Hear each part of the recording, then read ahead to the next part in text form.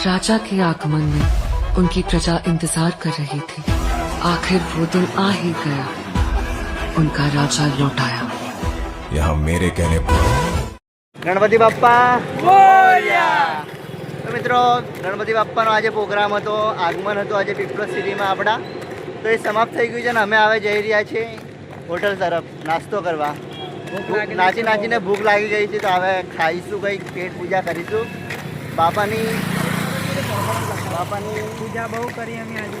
પૂજાની એમના આગમનમાં બહુ જ મોજ કરી, મજા આવી ગઈ। નથી હવે ખાવા ચાલી પડેલા છે। ભૂખ લાગી છે, હોટલે જવાનો પ્રોગ્રામ પણ બની ગયો છે, પણ હવે પૈસા કોણ કાઢશે, કોના જોડે પૈસા છે હવે ખબર નહીં।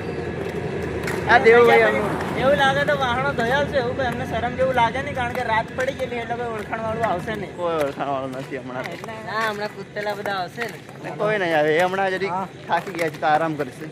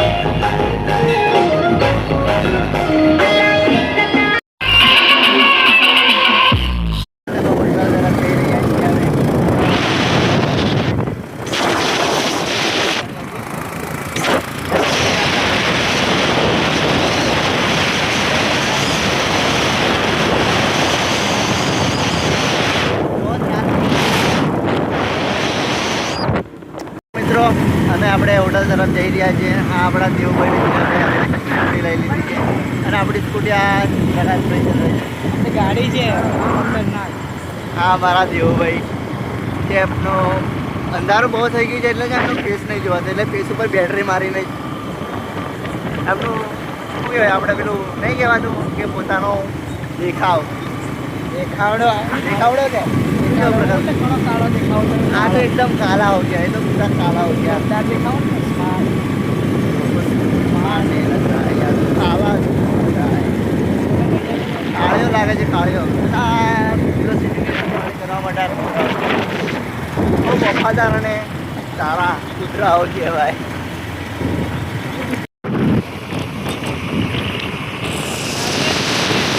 રાત દિવસ બસ મોબાઈલ મોબાઈલ હે, રાતે પણ નથી ટક્યો। હોઈ જા ઘેર જઈને હોઈ જા હવે। હમણાં અહીંયા